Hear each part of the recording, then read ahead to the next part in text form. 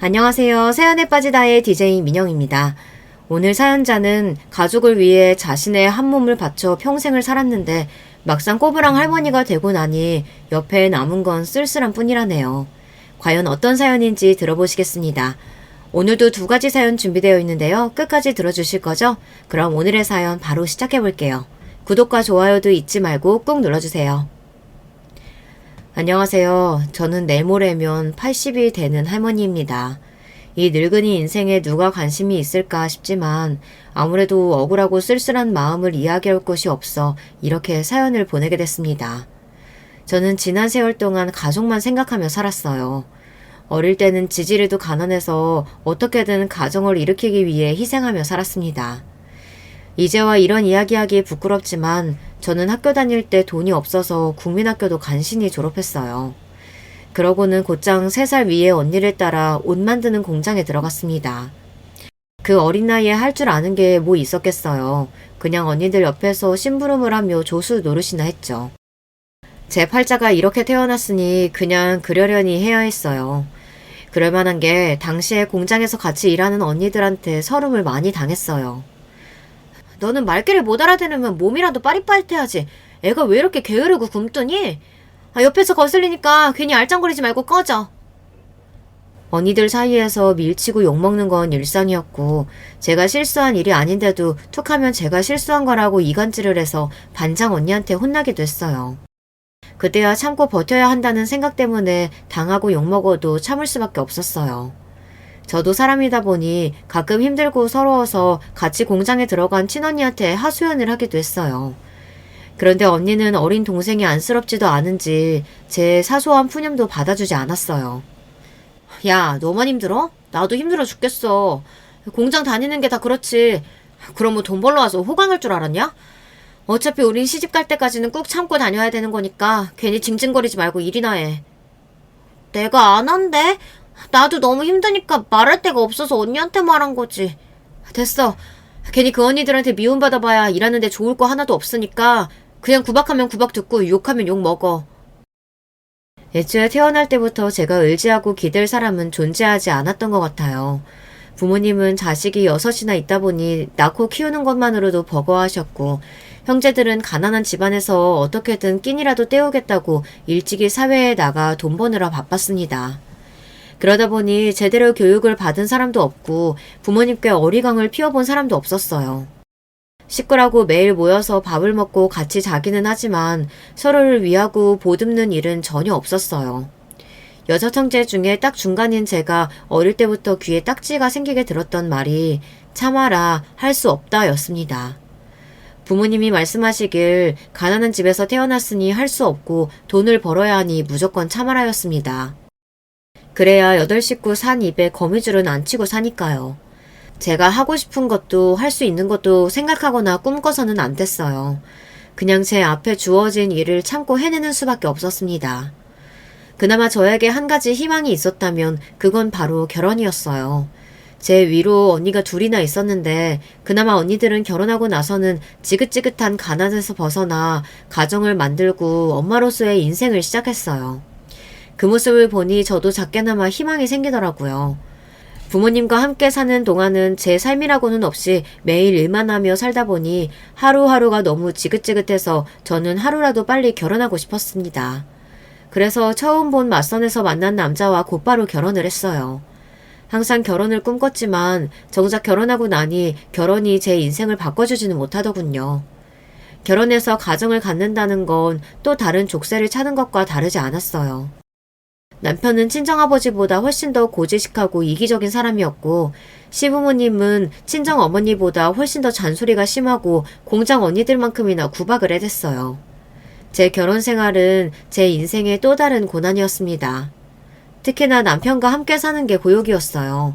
남편은 저에게 일절 관심이 없었습니다. 선을 보고 결혼식을 올릴 때까지 2달 남짓이었으니 서로에 대해 잘 알지 못했어요. 식을 올리고 나서야 얼굴을 자세히 처음 봤습니다. 식구들끼리 모여 밥을 먹거나 밤에 잘 때 빼고는 얼굴을 마주하지도 않았죠. 심지어 남편은 한방에서 자면서도 이불을 따로 쓰고 저를 어이라고 불렀습니다. 저는 결혼하자마자 시댁에 들어가 살았어요. 남편이 5남매 중에 장남이었거든요. 시댁은 동네에서 제일 큰 집이라 집이 으리으리하게 컸어요. 한 집에 살아도 왔다 갔다 하다 보면 마주치기가 힘들다 보니 아침이면 남편이 어디서 있는지 뭘 하고 있는지 아내인 저도 도통 알 수가 없었습니다. 남편 성격이 어디를 간다 뭘 한다 일절 이야기하는 사람이 아니에요. 그러다 보니 저도 남편에게 먼저 불쑥 말을 걸기가 어려웠어요. 그런 와중에 시부모님은 왜 이렇게 무서운지 보기만 해도 심장이 쿵쾅쿵쾅 뛰었습니다. 특히나 시어머니는 저를 보기만 해도 잡아먹을 것처럼 무서운 눈빛으로 쏘아보시니 저는 시어머니 눈동자도 제대로 쳐다보지 못했어요. 애미 너는 공장에서 일한다는 애가 바느질 솜씨가 왜 이 모양이야? 일찍이 나가서 사회생활 했다길래 똘똘하고 야무진 줄 알아서 데려왔더니만 맏며느리라는 게 영 쓸모가 없네. 시어머니 말씀대로 국민학교 졸업하자마자 나가서 일하면서 동생들 건사하느라 안 해본 일이 없이 열심히 살았습니다. 어릴 때나 언니들한테 구박을 좀 들었지 크면서는 그런 일 없었어요. 항상 똘똘하고 일 잘한다는 이야기를 들으면서 다녔습니다. 그런데 시어머니는 워낙 큰 살림을 하시는 분이라 그런지 제가 하는 일이 다 못마땅하신 것 같더라고요. 제가 밥을 하든 빨래를 하든 뭘 해도 다 마음에 안 들어 하셨어요. 할 줄 아는 게 없으면 하루라도 빨리 애 만들어서 대일을 생각부터 해. 네 남편이 네가 영 마음에 안 드는지 매일 밖으로만 도는데 그러다가 밖에서 덜컥 애라도 하나 만들어 오면 어쩌려고 그래? 우리 집안이 어떤 집안인지 너도 알지? 네가 친정에서 어떻게 살았건 이제 우리 집 귀신이니 아들 하나는 무조건 낳아야 돼. 아들 못 낳으면 넌 그대로 소박이야? 지금 시대야 절대 용납이 안 되는 말이지만 제가 살아온 시대에만 해도 시부모님이 저런 말을 아무렇지 않게 했어요. 더군다나 없는 집에서 시집온 저 같은 애는 며느리라고 대우받을 생각을 하면 안 됐죠. 집에서 일하는 사람들하고 저는 대우가 별반 다르지 않았어요. 그나마 다행이었던 건 시댁은 가난하지 않았다는 거예요. 남편을 소개했던 고모 말로는 동네에 웬만한 논이랑 밭은 다 남편네 것이라고 했는데요. 그 말이 맞기는 하더라고요. 시집와서 지켜본 바에 의하면 시아버지는 동네에서 유지나 다름없는 사람이었습니다. 그러다 보니 집에 매일같이 손님들이 넘쳤어요. 그 많은 손님을 접대하느라 며느리인 저는 손님상을 차리고 치우느라 하루도 쉴 날이 없었습니다. 어떨 때는 너무 힘들어서 차라리 공장에 나가서 일하는 게 낫겠다 싶은 날도 있었습니다. 그런 와중에 저에게도 좋은 일이 생기기는 생겼어요. 저에게도 결혼한 지 3년 만에 아이가 생겼습니다. 그동안 마음고생을 많이 하면서 누구보다 아이를 기다린 만큼 저는 너무 행복했어요. 제 인생을 통틀어 첫 아이가 생긴 걸 알았던 그날이 제 인생의 최고의 날이라고 해도 과언이 아니에요. 임신하기 전까지는 시댁에서 제 입지가 집에서 일하는 사람들과 별반 다르지 않았었는데 임신을 하고 나니 제 위치가 확 바뀌더군요. 우리 큰며느리야. 뱃속에 우리 장손 생각해서 발 하나하나 디딜 때마다 구름 위를 걷는다고 생각하고 사뿐사뿐 걸어라. 혹여나 나무 뿌리라도 잘못 밟아서 넓어지면 큰일 나니까. 시아버지는 혹여나 제가 어떻게 되기라도 할까봐 아주 귀하게 대해주셨어요. 살면서 그런 대접은 처음 받다 보니 좋기는 하더군요. 물론 시어머니는 그 모습마저 탐탁지 않아 하셨지만요. 뱃속 손주가 아들인지 딸인지도 모르는데 웬 유난을 떨어요. 그네 너 괜히 헛바람 들어서 누워만 있지 말고 좀 움직여. 임신했을 때 엄마가 부지런히 움직여야 뱃속 애가 머리가 좋아지는 거야. 저댄데 딸이면 어떻고 아들이면 또 어때? 애는 또 나오면 그만이지. 시아버지 주변에 사람이 많은 게 성격이 참 시원시원하고 좋으셨어요. 남편이나 시어머니 때문에 결혼 생활이 힘든 와중에도 시아버지와 이야기를 나누다 보면 어느새 기분이 풀리고는 했습니다. 그것도 부부끼리 사이가 좋을 때나 말이지. 첫애도 3년이나 걸려서 만들었는데 둘째는 가질 수나 있으려나 몰라. 시어머니는 항상 저와 남편의 사이를 걱정하시면서도 구박은 저에게만 하셨어요. 저를 없는 사람 취급하고 무시하는 건 남편인데 남편에게는 한마디도 안 하시면서 아무 잘못 없는 며느리인 저만 매일 잡았습니다. 애미 너, 애 가진 것도 다 내 덕인 줄 알아. 내가 애는 무조건 조강지처한테 만들어야 한다고 네 남편한테 매일같이 잔소리한 덕분에 네가 임신한 거니까. 밖으로만 도는 남편이 혹여나 밖에서 애라도 만들어 올까봐 시어머니는 매일 전전긍긍 하셨습니다. 남편이 밖으로 도는 게 싫으시면 남편을 잡아도 혼내야지.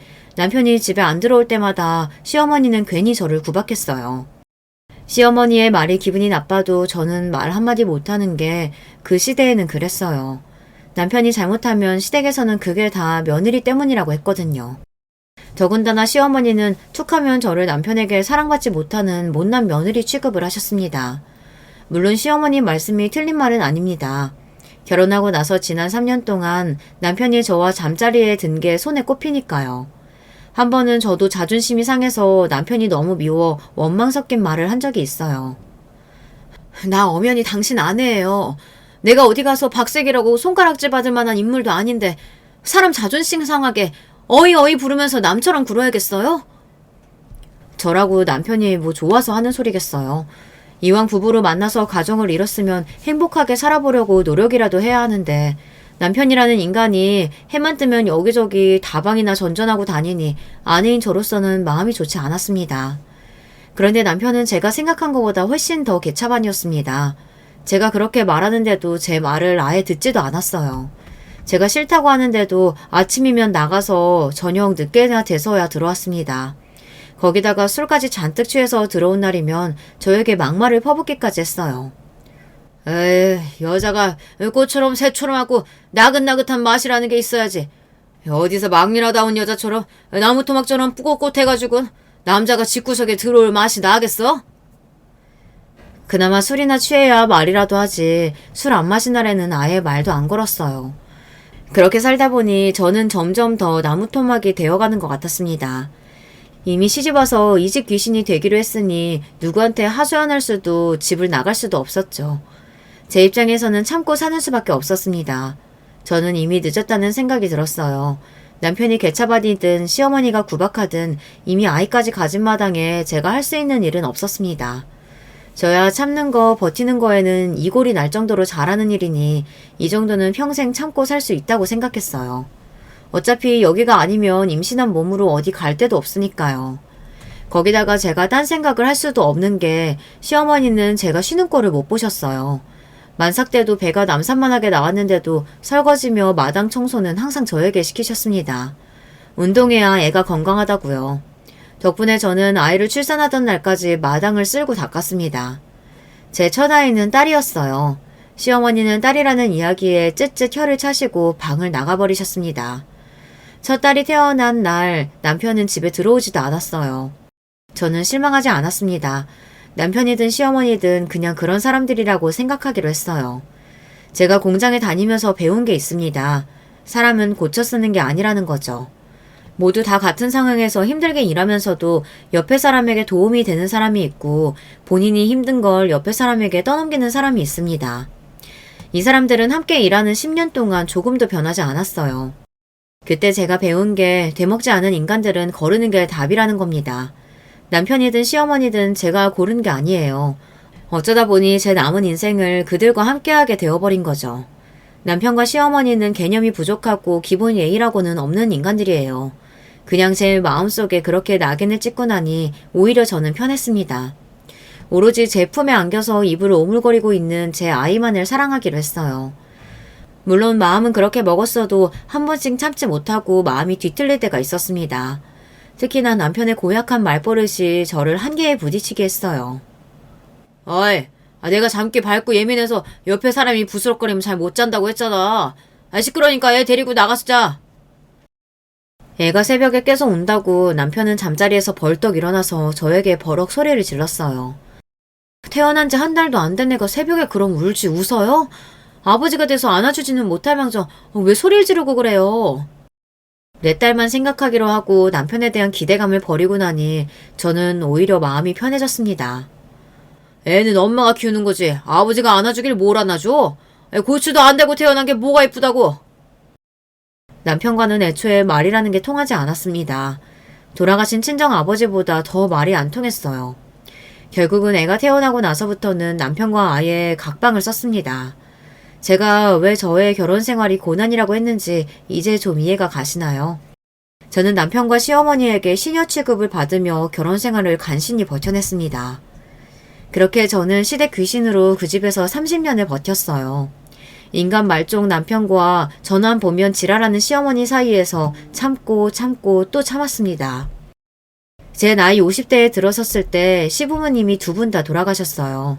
그리고 제가 환갑을 맞이했을 때는 딸과 아들 둘 다 시집 장가를 보냈습니다. 그러고 나서야 저는 그 집에서 벗어날 수 있었습니다. 저는 그 대궐 같은 집이 지긋지긋했어요.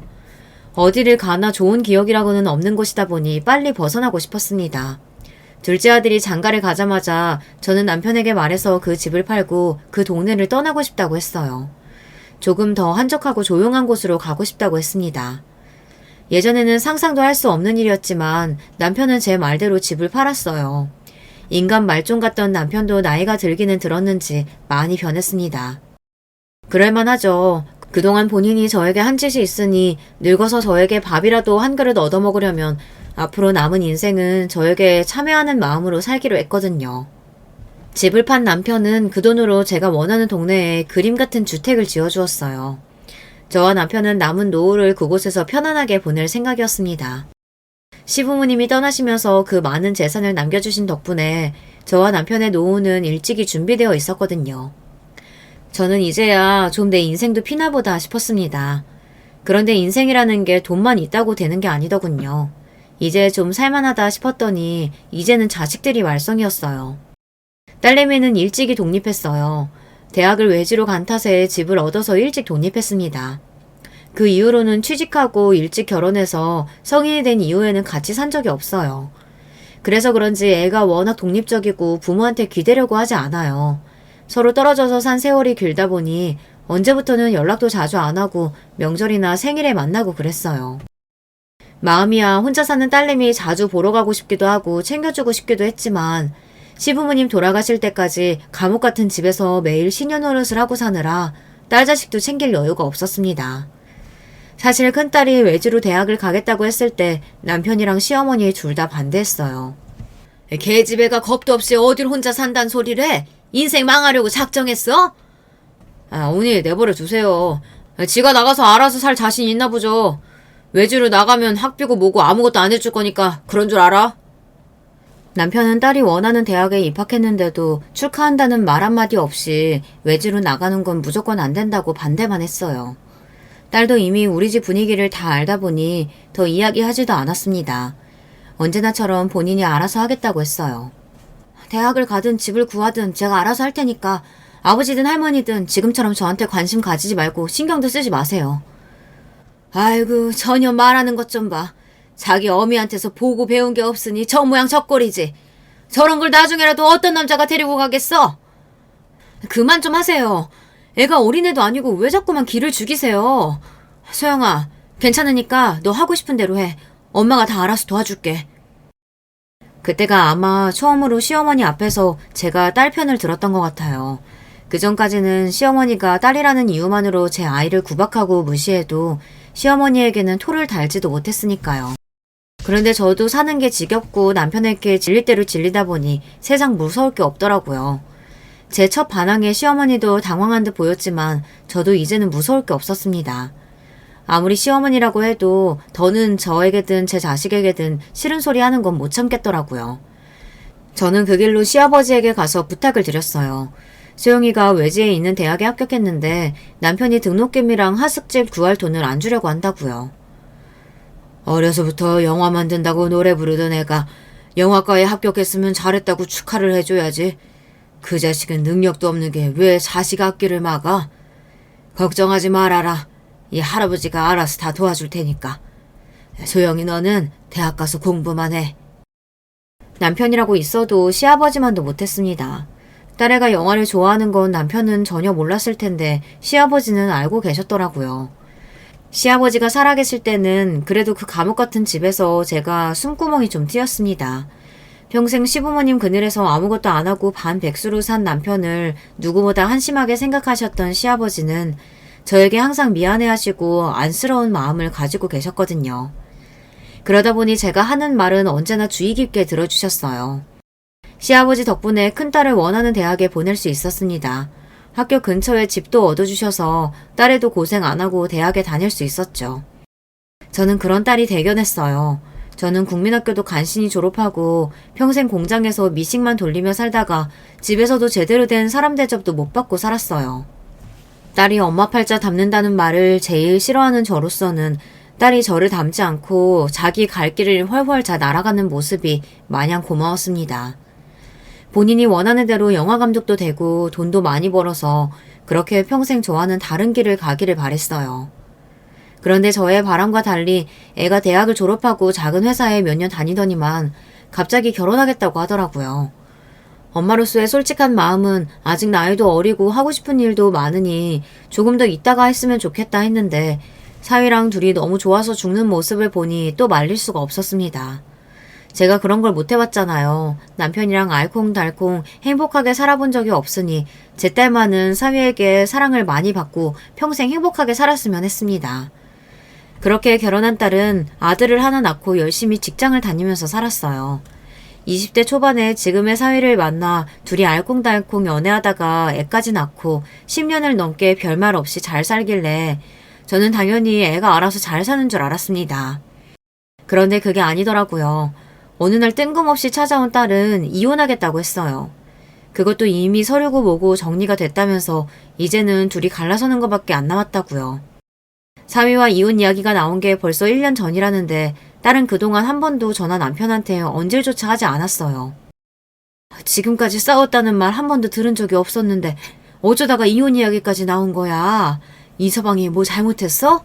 아니면 네가 뭐 잘못한 거야?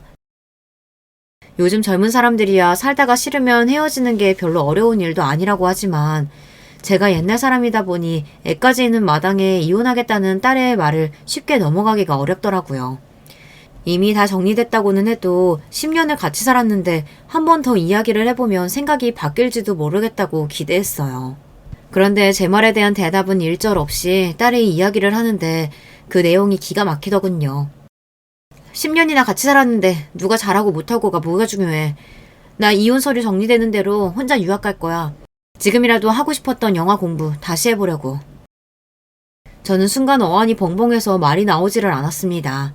딸은 뭔가 대단한 억울한 일이라도 겪기라도 한 것처럼 울분을 토해내는데 저는 마치 꿈을 꾸고 있는 것만 같았어요. 너 지금 나이가 몇인데 공부를 해? 그러고 혼자라니? 네 아들 준혁이는 어떡하고 혼자 유학을 가? 저로서는 딸아이의 말 중 어느 것 하나도 이해가 되는 말이 없었습니다. 그런데 막상 딸은 아무 걱정이 없는 것 같았어요. 내 나이가 뭐 어때서 아직 40도 안 됐는데.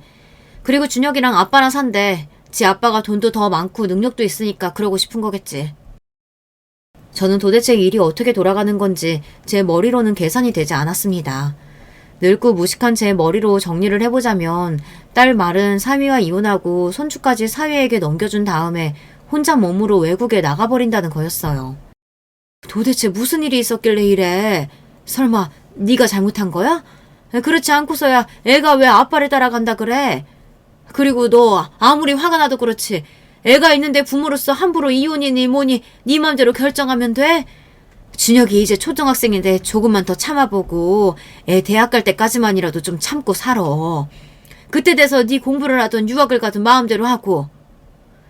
그 순간엔 저도 너무 화가 나서 이성을 잃고 말았습니다. 딸이 하는 소리는 다 말도 안 되는 소리라고 생각이 들었어요. 제 상식으로는 도저히 이해가 되지 않았습니다. 어떻게 10년이나 같이 산 남편이랑 이혼하면서 저렇게 표정 하나 안 변하고 말을 하고 자식을 저렇게 쉽게 포기할 수 있는 건지 제 자식이지만 정이 뚝뚝 떨어졌습니다. 너는 이 엄마가 평생 사는 걸 봤으면서도 그런 소리가 나오니? 나는 네 아버지 같은 사람하고 살면서도 다 참고 살았어. 너 하나 보면서 꾹꾹 참고 살았다고. 자식 앞에서 자식 때문에 참고 살았다는 말은 절대 하고 싶지 않았지만 딸이 하는 짓이 마음에 들지 않다 보니 저도 모르게 말이 막 나왔습니다. 결혼 생활이라는 게 원래 그렇잖아요. 둘이 좋아주는 건 고작 몇 년이고 그 이후부터는 자식 보면서 가족처럼 사는 거죠. 그 전에 내가 가졌던 꿈이니 희망이니 세월 지나면 다 아무것도 아닌 건데 딸이 그 중요한 걸 놓치고 있는 것 같아 답답하기만 했습니다. 그런데 그때 딸이 저를 향해 원망스러움이 가득한 눈빛으로 쏘아보면서 눈물이 그렁그렁해졌어요. 엄마가 나 때문에 참고 살았다고? 거짓말 좀 하지 마세요. 엄마는 엄마 때문에 참고 살았잖아.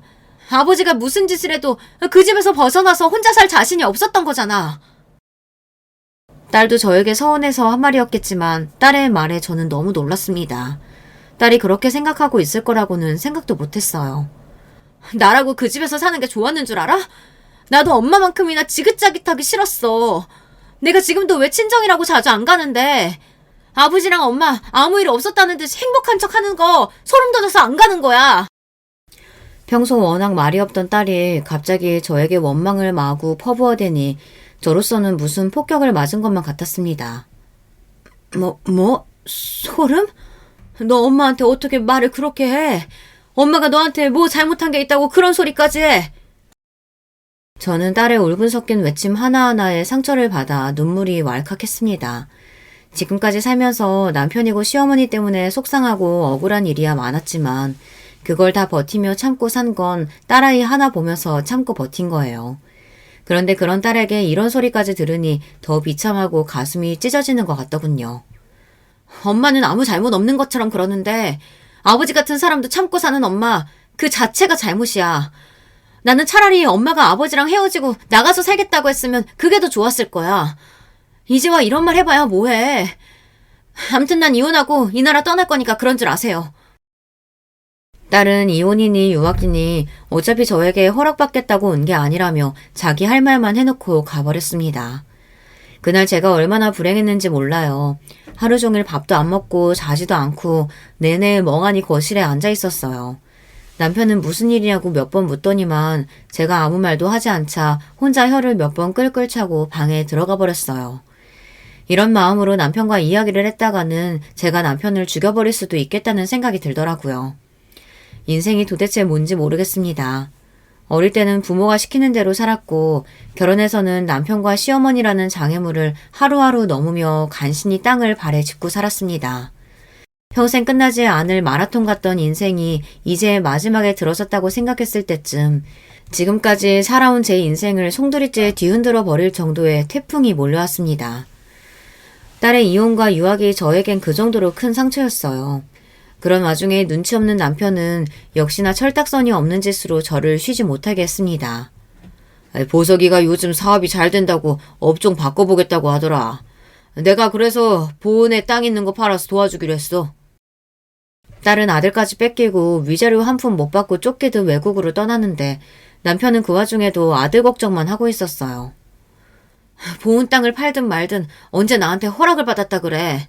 당신이 알아서 해요. 나는 이 집만 있으면 되니까. 저는 욕심이라고는 없었습니다. 재수없는 남편놈의 재산 같은 거 관심도 없어요. 그냥 지금까지 제가 남편이고 돌아가신 시어머니고 버티며 산 세월에 대한 보답이 이 집 하나면 있으면 돼요. 다른 건 남편이 팔든 씹어먹든 어떻게 해도 상관없었습니다. 둘째 아들은 남편을 그대로 빼다 박았어요. 외모부터 성격까지 뭐 하나 다른 게 없습니다. 제 아들놈이지만 무뚝뚝하고 자기밖에 모르는 게 딱 똑같아요. 저런 놈을 어떤 여자가 좋다고 할까 했는데 어디서 본인이랑 비슷한 여자애를 데리고 와서 장가를 가기로 했습니다. 그런데 둘 다 철이 없어요.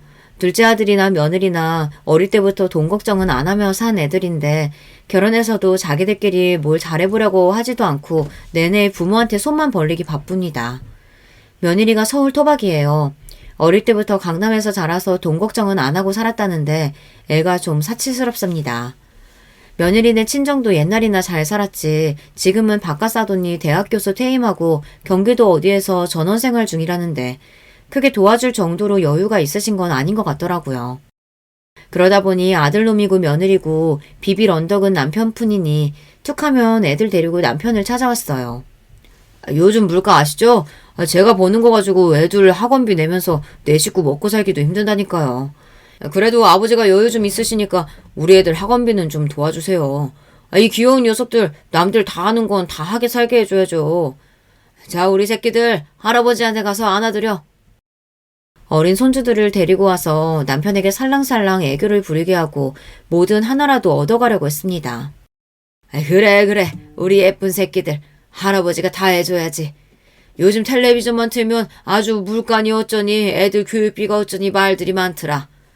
우리 아들 가장으로서 사는 거 힘들지? 원래 처자식 건사하는 게 다 그런 거다. 이 아버지가 다른 건 몰라도 우리 손주들 교육비는 책임질 테니까 걱정하지 말아라. 딸내미가 첫 손주를 낳았을 때는 거들떠도 안 보고 사위 하는 일에도 일절 관심이 없었으면서 어쩜 저렇게 아들하고 아들네 손주 일에만 관심이 많은지 모르겠어요. 저는 남편 하는 짓이 미워서 둘째랑 남편이 그런 소리를 하고 있으면 그냥 얼른 자리를 떴습니다. 안 보는 게 오히려 마음이 편했어요. 그럴 때면 며느리가 꼭 저를 따라 주방으로 들어왔어요. 이 집은 올 때마다 느끼는 건데 너무 예쁘게 잘 지으셨어요. 저도 나이 들면 꼭 이런 집에 살고 싶다니까요. 둘째 아들이랑 며느리가 집에 오는 게 불편한 게 며느리라는 애가 이런 여우도 여우가 없어요. 대학도 좋은 대학 나오고 직장도 좋은 데 다녔는데 그게 다 머리가 좋아서 그런 건지 남편이나 제 앞에서 뭐라도 하나 더 받아내려고 하는데 그게 저처럼 멍청한 사람 눈에도 다 보일 정도로 애가 하는 짓이 여우예요. 결혼할 때도 자기는 다른 건 다 필요 없다고 둘이서 행복하게만 살면 된다고 하더니만 정작 결혼 날짜 잡고 준비할 때는 말이 싹 달라지더라고요. 남편 앞에서 일부러 본인 친구 누구는 결혼할 때 어느 동에 아파트를 얼마에 샀는데 가봤더니 너무 좋았다면서 연신 부럽다고 하더라고요. 며느리가 그렇게 말을 하니 저희 남편 같은 사람이 모르는 척 할 수가 없었죠. 거기다 예단은 무조건 샤넬로 해야 나중에 손해를 안 본다고 대놓고 말해서 샤넬 가방도 2개나 사줬습니다. 그때도 애가 하는 짓이 웃겼어요. 백화점에 저랑 남편이랑 같이 갔는데 끝까지 2개를 들고 결정을 못 하더라고요. 이건 평소에 들기 너무 좋고 이건 특별한 날 들고 나가기 너무 좋은 것 같은데 2개 다 너무 예뻐서 결정을 못 하겠어요. 아버님 어때요? 저 어떤 게 어울려요? 가방 2개를 들고 남편 옆에 착 붙어 애교를 부리는데 제 눈에는 얄미워 보였지만 남편은 아주 살살 녹더군요. 2개가 좋으면 2개 다 사야지 뭘 고민해. 여기요. 이거 2개 다 포장해 주세요. 어머 아버님 너무 멋지세요. 감사해요. 그때부터 알아봤지만 며느리와 아들놈이고 결혼해서 사는 동안 아주 남편 등골을 빼먹어도 다 빼먹을 작정인 것 같더라고요. 며느리는 그나마 다니던 직장도 결혼하자마자 그만두고 아들놈은 갑자기 무슨 의류 사업을 하겠다고 남편한테 돈을 뜯어갔어요. 그래놓고 이제와 사업이 또 잘 안 된다면서 남편한테 돈을 더 달라고 했나 봐요. 저라고 왜 아들이나 남편이 걱정 안 되겠어요. 재산이라고 있어도 다 시부모님께 물려받은 거라 사실 남편이 버는 돈은 없습니다. 그나마 건물에서 나오는 돈으로 둘이 생활하는 건데 아들님이 저렇게 자리를 못 잡고 매일 밑 빠진 독에 물 붓는 것처럼 돈을 뜯어가니 저도 걱정이 되기는 했습니다. 애 나이가 몇 살인데 아직도 애한테 전전긍긍해요. 한번 도와줬으면 그걸로 본인이 지지고 볶고 어떻게든 알아서 해야지. 언제까지 도와줄 거예요? 당신이 몰라서 그렇지. 요즘은 애 둘 키우는 게 우리 때랑은 달라. 영어 유치원이니 사립초등학교니 해줄 게 많다니까. 자식이라고 많지도 않은데 부모가 도와줄 수 있으면 도와줘야지. 아이고 그렇게 자식 생각하는 사람이 딸내미는 외국에서 어떻게 살든 말든 그렇게 관심도 없어요? 평생을 지지고 볶고 싸우면서 살았으니 늙어서까지 남편과 싸우고 싶지는 않았습니다. 이제는 그럴 힘도 없고요. 그래서 웬만한 일은 잘 참고 넘겼지만 자식들 가지고 차별할 때는 저도 웃겠습니다. 사람이 양심이 없어도 너무 없으니까요. 계집애가 어릴 때부터 부모 말이라고는 안 듣더니만 결국은 이혼당하고 쫓겨난 거 봐. 본인이 본인 인생 꼬아서 사는 애를 내가 뭐 어떡해? 남편은 변한 게 없었습니다. 다 늙어서 버림받을까봐 슬슬 제 눈치나 보면서 사는 거지 그 속은 옛날이나 지금이나 똑같았어요. 그런데 생각지도 못한 일이 벌어지고 말았습니다. 천년만년 살 줄 알았던 남편이 갑자기 죽어버렸어요. 어떤 날과 마찬가지로 아침부터 스쿠터를 끌고 동네 산책을 간다고 나간 양반이 밥 먹을 때가 돼서도 들어오질 않길래 전화를 해봤더니만 받지를 않더라고요. 저는 또 어디서 동네 사람들이랑 모여 고스톱이나 치고 있나 보다 했는데 그게 아니었어요. 몇 분 후 전화가 걸려왔는데 글쎄 병원이랍니다. 남편이 스쿠터를 타고 가다가 교통사고가 났나 보더라고요. 길이 워낙 사람이 안 다니는 으슥한 골목이었는데 남편을 친 차량이 그대로 그냥 도주해버려서 몇 시간 동안 길에 그대로 방치되어 있다가 지나가던 사람에 의해 발견돼서 응급실로 실려오긴 했지만 이미 사망했답니다. 저는 믿을 수가 없었어요. 남편은 아침이면 어김없이 일찍 일어나 아침을 간단히 먹고 동네 여기저기를 어슬렁거리며 걸어다니다가 이 사람 저 사람이랑 놀고 술이나 한 잔 걸치고 들어오면 그거만큼 낙이 없는 사람이었습니다. 몇십 년을 그렇게 살았습니다. 젊어서 다방 여자들을 그렇게 만나고 밤 늦게까지 술에 잔뜩 취해서 들어와도 길에서 한 번 넘어지고 들어온 적이 없었던 사람이었죠. 그런 사람이 차에 치여서 몇 시간이나 길에 누워있다가 그대로 죽었다고 생각하니 도저히 믿기지가 않았습니다. 이 나이까지 제가 무릎 수술을 2번이나 받고 당뇨약을 먹을 때까지도 그 인간은 그 흔한 감기 한 번 안 걸린 양반이에요. 제가 몇십 년 동안 욕을 해서 그 인간만큼은 벽에 똥칠할 때까지 살 줄 알았는데 이렇게 허망하게 갈 줄은 몰랐습니다. 남편 장례를 치르고 저는 그 큰 집에 혼자 남겨졌습니다. 젊어서부터 이 순간만을 간절히 바라고 또 바랬는데 막상 혼자가 되자 말로 표현할 수 없을 정도로 허무하고 허탈하더군요. 집안 곳곳에 남은 남편의 흔적을 보는데 아무것도 손을 댈 수가 없었어요. 남편이 죽고 49제를 치를 때까지 남편이 죽었다는 게 실감이 나지를 않았습니다. 49제가 지나고 딸은 다시 원래 있던 나라로 돌아갔어요. 장례 끝나고 바로 돌아갈 줄 알았는데 혼자 남은 제가 걱정되기는 했는지 49제까지 같이 있어주다 일이 있다면서 다시 돌아갔습니다. 그런데 딸이 웬일로 같이 가자는 말을 하더라고요. 엄마도 외국에 나가본 적 없으니까 이 김에 나랑 같이 나가서 살래? 여기 있어봐야 엄마도 혼자고 거기서 나도 혼자니까 그냥 같이 살지 뭐. 저나 딸이나 서로 떨어져 산 지가 오래라 서로 살가운 소리를 못해요. 딸로서는 그 말이 저에 대한 걱정을 최대한 표현한 거겠죠. 저만 여기에 두고 혼자 가기가 아무래도 신경 쓰였나 보더라고요. 저는 딸의 그런 마음이 마냥 고마웠습니다. 아이고, 영어 한마디 못하는 사람이 그 먼데 가서 어떻게 살아. 엄마는 혼자여도 여기가 편해. 걱정하지 말고 조심해 돌아가. 이런 깡시골이 뭐가 좋다고. 그리고 평생 괴롭히던 사람이 죽었는데 뭐가 그렇게 슬퍼서 우울하게 있어요. 다른 건 몰라도 아버지가 돈은 많이 남기고 죽었으니까 엄마도 이제 마음 편히 돈이나 펑펑 쓰면서 편하게 살아. 무슨 일 있으면 바로 연락하고. 딸아이 말이 맞았습니다. 저도 남편이라면 치가 떨리고 지긋지긋해요. 이제 정말 그 인간 없이 혼자가 되었으니 제 마음대로 하고 살면 그만이었습니다. 그런데 그것도 마음대로 되지를 않네요. 이놈의 몸뚱아리가 마음대로 되지를 않아요. 몇 년 전 수술한 무릎에 또 뭐가 문제가 생겼는지 너무 아파서 걷는 것도 힘들었어요. 시골에 혼자 있다 보니 도저히 서울에 있는 병원까지 혼자 갈 수가 없어서 둘째에게 연락을 했습니다. 하루 쉬는 날 병원에 좀 데리고 가달라고요.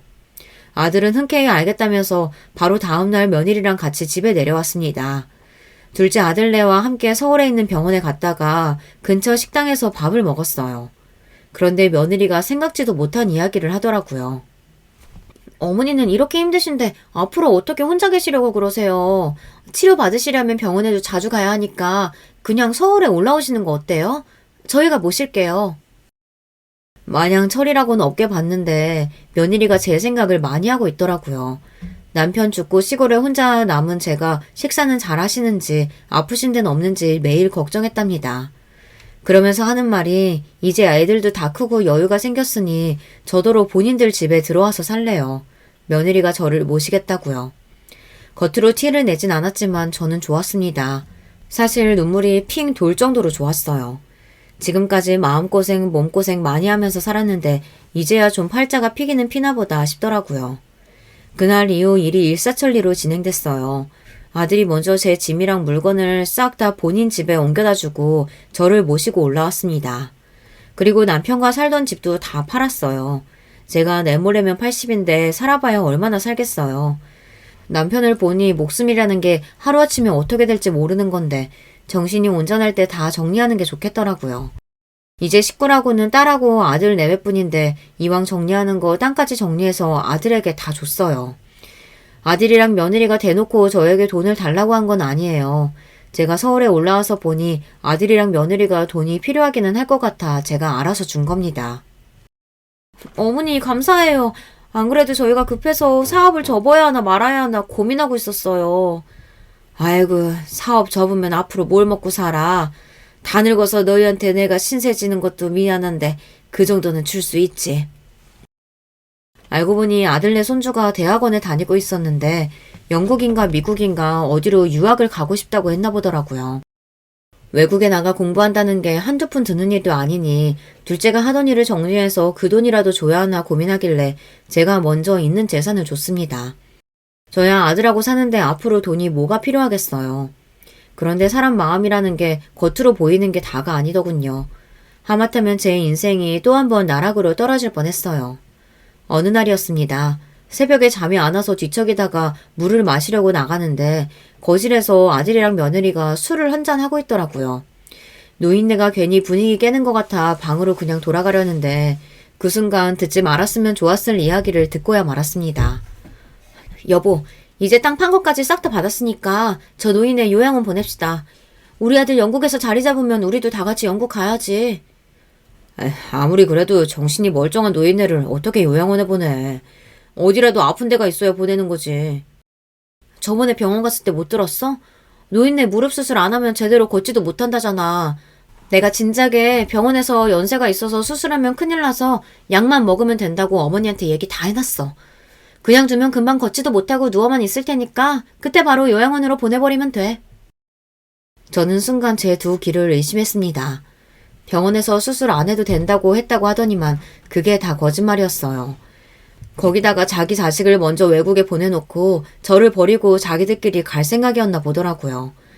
제가 아무리 살 날 얼마 안 남은 노인이라도 하루를 살아도 제 발로 제 집에서 건강하게 살고 싶습니다. 그런데 자식이라고 있는 것들이 저런 소리를 하고 있으니 속이 말이 아니더군요. 저는 도저히 천불이 나서 잠을 잘 수가 없었습니다.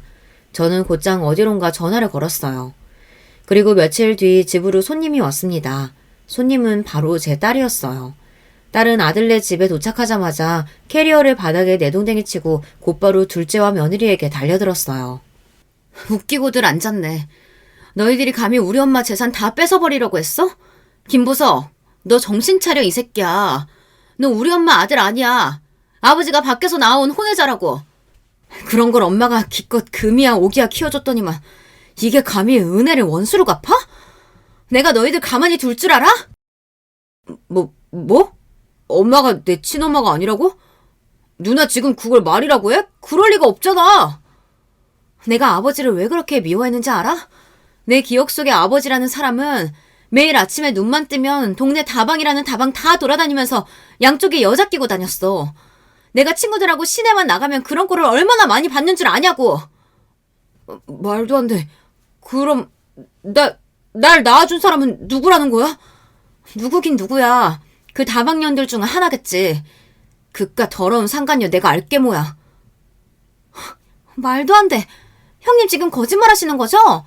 어머니 재산 우리가 다 가져갈 거라고 지금 이러는 거잖아요. 그쵸 어머니? 아니죠? 보석씨 어머님 아들 맞잖아요.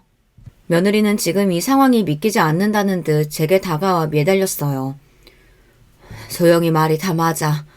보석이 너 아버지가 밖에서 낳아온 혼외자야.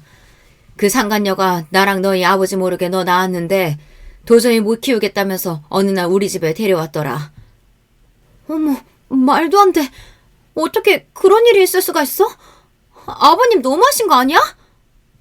며느리와 아들놈은 자기들이 저지른 일은 다 까맣게 잊어버렸는지 지금 당장 벌어진 일에만 놀라서 허둥거렸어요. 그 모습이 얼마나 꼴보기가 싫은지 화가 치밀어 오르더군요.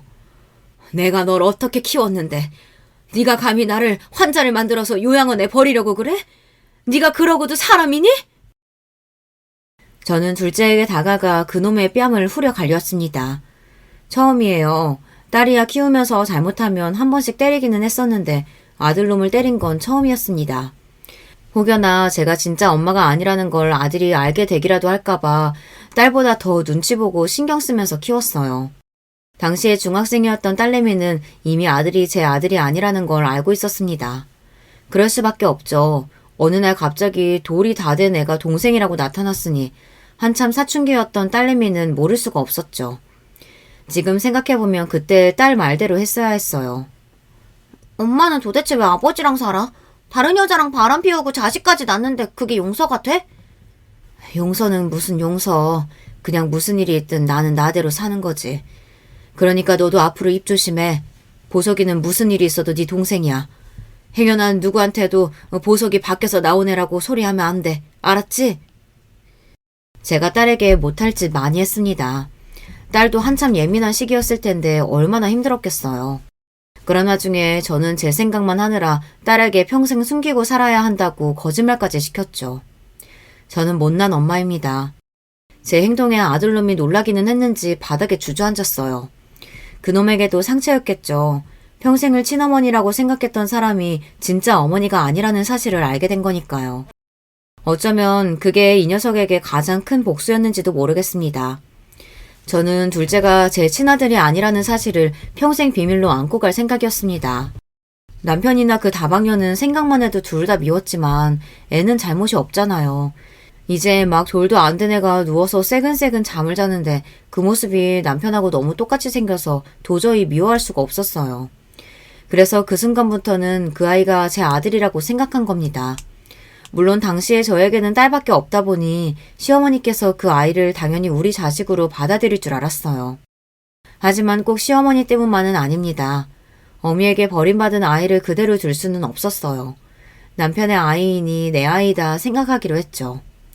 하지만 이제는 아닙니다. 저 녀석은 제 자식이 아니에요. 제가 어떤 마음으로 본인에게 재산을 다 주겠다고 했는지 생각도 못하고 저 녀석이 저를 배신하려고 했어요. 그날 이후 저에게는 많은 변화가 있었습니다. 변호사에게 알아보니 아들이 저를 모시겠다고 속여서 재산을 증여한 거기 때문에 소송을 하면 다시 받아올 수 있다고 하더군요. 얼마 뒤 저는 딸을 주려고 남겨뒀던 건물을 다 팔고 아들에게 줬던 재산도 다 다시 뺏었습니다. 그리고 바로 무릎 수술을 하고 재활을 한 뒤 딸을 따라 캐나다로 갔습니다. 그 사이에도 둘째에게 여러 번 연락이 왔지만 일절 받지 않았어요. 딸이 캐나다에서 대학도 다니고 취직도 하더니만 시민권을 땄더라고요. 저도 딸을 따라 캐나다에 갔습니다. 캐나다에 오기 전까지 많은 고민을 했지만 오기를 잘했다는 생각이 듭니다. 제 인생에 이런 날이 올 줄은 몰랐는데 그림에나 나올 것 같은 호수가 앞에 보이는 집에 살게 됐거든요. 80을 앞둔 나이에 인생이 좋아봐야 얼마나 더 좋을까 싶었는데 지금은 너무 행복합니다. 한국에 사는 동안은 생각도 하고 싶지 않을 정도로 끔찍한 일들이 있었는데 앞으로 남은 인생은 한국과는 전혀 다른 이곳에서 다른 사람처럼 살아보고 싶어요. 여유롭고 우아한 할머니로요. 어쩌면 뒤늦게 꿈을 이룬지도 모르겠습니다. 언제나 딸과 둘이 행복해질 날만을 꿈꿨었는데 이제야 이룬 것 같아요. 둘째 놈은 어떻게 사는지 전혀 모르겠습니다. 괜히 소식을 듣게 되면 키운 정이 있으니 마음이 쓰여서 조금이라도 도와주고 싶을 것 같아 아예 한국에 있는 사람들하고는 인연을 끊었어요. 저는 요즘 아주 행복합니다. 이 나이에 이런 인생도 있다는 거 많은 사람들에게 알려드리고 싶어 사연을 쓰기 시작했는데 구구절절 제 하소연만 늘어났네요. 여러분은 저처럼 후회만 남는 인생 말고 언제나 즐거운 인생 사시길 진심으로 바라겠습니다. 끝까지 제 이야기 들어주셔서 감사해요.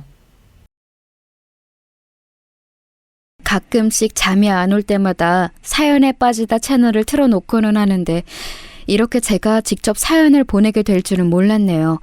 제가 약간 속으로 삭히는 스타일이고 나쁘게 보자면 소심하고 좋게 보자면 차분한 사람이라 이런 사연 참여도 많이 망설였어요. 솔직히 밝히자면 욕이라도 먹을까봐 걱정이 됐고요.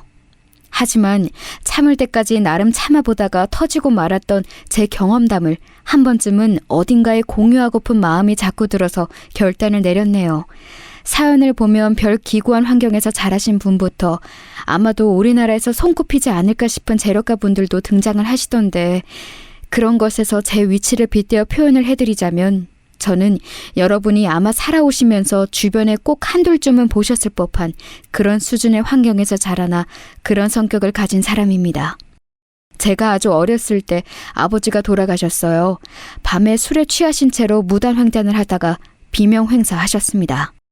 제 위로는 나이 차이가 9살이나 나는 오빠가 있었는데 아버지가 돌아가신 이후로 고모라는 분께서 오빠를 맡아 키우기로 하시고 데려가셨어요.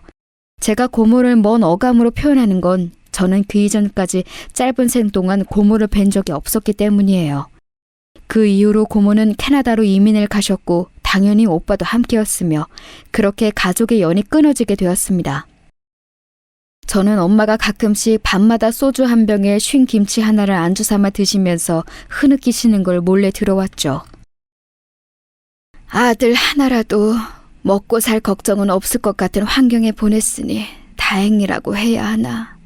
아니면 남겨진 딸이 불쌍하고 미안하다고 한탄을 해야 하나. 진작에 사이가 안 좋았던 남편이란 냉혈한 교류 한 번 제대로 없었던 매정한 시댁 인간들. 그것들하고 전부 인연을 끊고 살았다면 우리 딸, 우리 서영이 고된 인생을 시작하지도 않았을 텐데 전부 내 잘못이야. 저는 그 흐느낌을 언제나 못 듣는 척하면서 이불 속에서 숨을 죽였습니다. 저희 집은 무척 가난한 편이었어요. 아버지가 돌아가신 이후로는 더했죠. 어렸기에 잘 몰랐지만 커가면서 유추할 수 있었던 것은 아버지뿐만 아니라 친가 사람들이 전부 자기 밥그릇만 딱딱 챙기면서 살고 온정이라는 게 없는 유형들이라는 것이었어요. 아마 천성이 그랬나 봐요. 저희 집이 어려웠는데도 친가의 친척들은 누구 하나 도와주기는커녕 아는 채도 안 했던 것 같아요. 그러다가 아버지가 갑자기 돌아가시자 그나마 고모가 캐나다로 가실 예정에 저희 오빠를 끼워주셨던 거죠. 참고로 오빠는 친탁을 한 성격이었습니다. 무심하고 이기적이고 계산적이고 손해보는 걸 싫어했죠. 능력보다 이상을 높게 잡았고요. 그런 게 완전히 친가 유전이었으니 그걸 고모가 하시고 데려가셨는지는 모를 일입니다. 엄마는 저를 위해 안 해보신 일이 없었던 것 같아요. 당신의 나이 30대 중반에 저를 낳으셨었으니 결코 젊은 체력이 아니셨지만 그래서 더 고되셨을 테지만 쉬지 않으셨죠. 저는 그 모습을 보면서 자랐어요.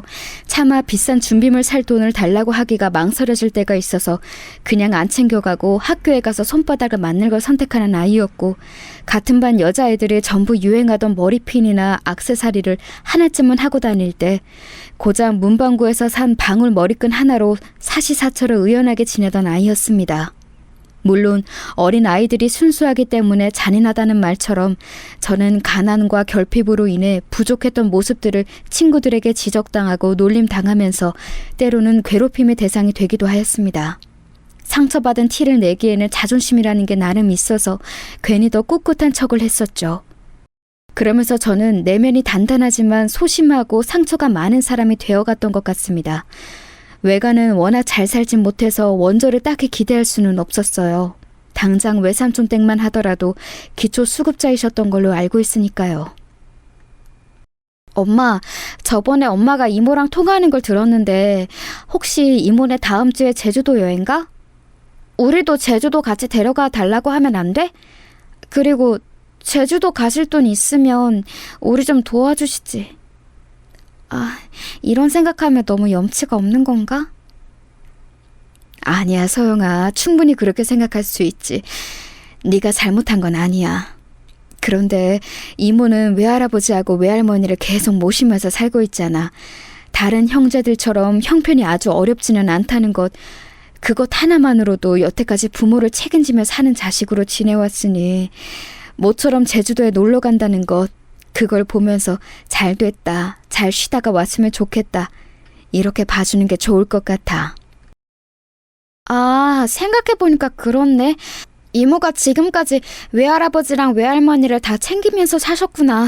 아, 내가 왜 이걸 고려를 못했을까? 나는 생각하는 게 너무 좁나 봐, 엄마. 우리 서영이는 누구를 닮아서 이렇게 착할까?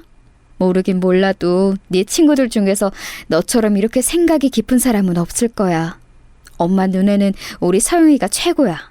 늘 부족하고 변변찮은 이런 엄마라서 우리 서영이에게 늘 미안할 만큼 우리 서영이는 전혀 모자란 게 없어. 그냥 엄마가 다 미안해. 나 엄마한테 그런 소리 들으려고 한 거 아니야. 제발 그런 소리 좀 그만해.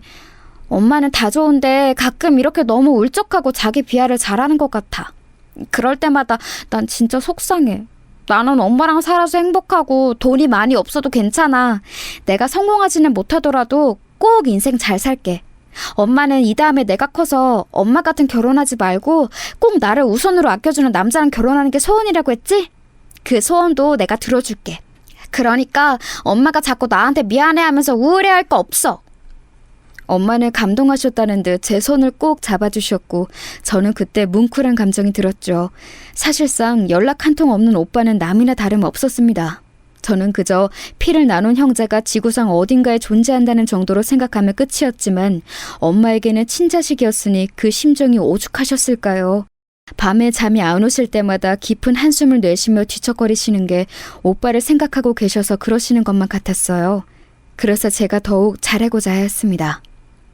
그런데요, 인생이라는 게 왜 뜻대로 안 흘러갈까요? 세월이 흘러 저는 남편을 만나게 되었는데요. 우연히 지인의 지인을 통해서 알게 되었던 남편이 처음에는 그저 별다르지 않게 느껴졌어요. 다리를 살짝 전다는 걸 알게 되기 전까지는 말이죠. 궁금해지더라고요. 무슨 사연이 있었는지 말이죠. 나는 나처럼 군대에서 힘든 일을 겪은 사람도 또 없다고 생각해. 나 군대에 있을 때 아버지 돌아가셨지?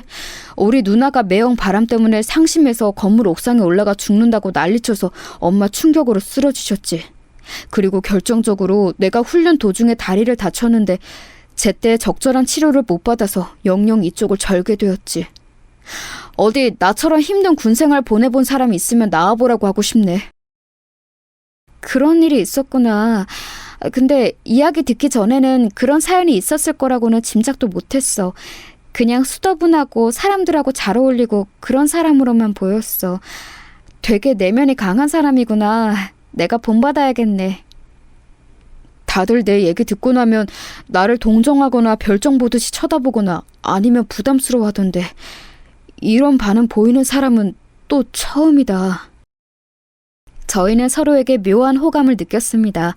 그게 시작이었고 끝내 부부의 연호로 이어졌죠. 저희 엄마도 남편을 괜찮게 보셨어요. 사람은 겉보다 속이 중요하다고 제가 좋다면 당신께서는 상관없다고 말씀을 해주신 이후로 저는 남편에게 마음을 더 열게 되었던 것 같습니다. 그러나 모든 게 지나간 지금이야 이르러서야 저는 차분하게 생각이라는 걸 해봅니다. 인정을 해보자면 저는 아마도 어렸을 때부터 어려운 환경에서도 버텨야 한다는 강박, 힘든 엄마께 짐이 되어서는 안 된다는 착한 아이 증후군, 이런 것들을 쌓아오면서 어쩌면 남편을 보자마자 익숙한 환경의 내음을 맡은 것일지도 모르겠습니다. 좀 더 다채롭게 살아오지 못한 저의 쓰라린 잘못이겠지요. 남편하고 결혼하기까지 딱 거기까지는 모든 게 좋았어요. 문제가 없었죠. 시어머니께서도 저를 반겨주셨고요. 그래, 우리 범준이하고 결혼하기로 했다고? 잘 생각했어. 고마워. 내가 앞으로 며느리 사랑으로는 동네에서 최고로 꼽히는 시어머니가 되어보도록 내가 그렇게 할 테니까 우리 범준이 잘 좀 부탁할게. 내 아들이어서가 아니라 정말로 착하고 성실하고 인물도 빠지지 않고 정말 괜찮은 녀석이야. 네, 어머님 괜찮은 사람인 거 저도 알아요. 앞으로 잘 살아볼게요. 저도 잘 부탁드립니다. 그렇게 훈훈한 고부 관계의 시작, 결혼 생활의 시작인 줄로만 알았습니다. 하지만 몇 달이 흐르자 하늘이 저를 비웃으며 이러더군요. 착각도 유분수라고 말이죠. 남편이 출퇴근을 잘했고 회사에서도 자기 일은 잘하는 모양이었는데 집안일은 정말이지 전부 다 저희 몫이었어요. 열이면 열 전부 다요. 쓰레기하고 음식물 버리러 나가는 일조차 제 몫이었으니 말 다 했다고 봅니다. 하라고 시키면 입으로는 알겠다고 해요. 그래놓고 1시간이고 2시간이 지나도 안 합니다. 어렸을 때부터 집안일 야무지게 하면서 엄마의 일을 덜어주려고 안달이었던 저는 깔끔하게 해놓는 것에 이골이 났을 정도였기 때문에 지저분하고 더러운 게 너저분하게 널려있는 꼴을 잘 못 봐요. 그래서 꾹 참고 결국에 제가 그걸 정리하면 남편이 눈 동그랗게 뜨면서 꼭 이렇게 말을 했지요. 내가 이따 하려고 했는데 당신이 치웠어? 에이, 그냥 두지. 내가 할 거였는데. 하긴 뭐래? 대체 언제 하려고 했는데? 내일? 모레? 일주일 뒤? 뭘 시키면 제발 바로바로 좀 해주면 안 돼? 바로 하라 그러면 컨디션 핑계 대면서 조금 이따 움직여야 한다고 하는 것도 나는 이제 핑계로밖에 안 들려. 나 가끔 통증 올라와서 약 먹는 거 당신도 알잖아. 그리고 약 먹은 직후에는 정신도 몸도 너무 나른해서 좀 쉬어줘야 하는데 당신은 그거 알면서도 이래? 내가 몸이 편치 않은 사람이라서 쉽게 보고 나한테 이러는 거지? 아니야. 됐어. 그냥 내가 잘못인가 보네. 당신 심기 불편하게 하려고 한 거 아니니까 이쯤 하자. 남편하고의 대화는 잘 흘러갈 때도 있었지만 대체로 삐딱선을 탔습니다. 남편은 괜찮고 무던하게 굴다가도 이따금씩 발끈하기를 잘했어요. 자기 다리가 불편하다는 그 문제에 기인해서 말이죠. 저는 맹세코 단 한 번도 남편의 신체적인 걸 가지고 흠으로 잡거나 장난으로라도 쉽게 말을 해본 적이 없었습니다. 그런데 자기 혼자서 그러더라고요. 본인 딴에는 오래 묵은 콤플렉스였기 때문에 그런 것이겠거니 하고 제가 양보를 했네요. 결혼하고서 딱 1년 만에 제가 아이를 낳았어요. 임신 당시만 하더라도 저는 예상보다 이르게 아이를 가지게 되었지만 잘 됐다고 단란한 가정을 꾸려보겠다고 그런 다짐을 하면서 행복한 미래를 꿈꿨습니다. 그런데 갈수록 남편하고 잘 안 맞을 줄 알았다면 임신에 더욱 신중했을 것 같다는 생각이 들더군요.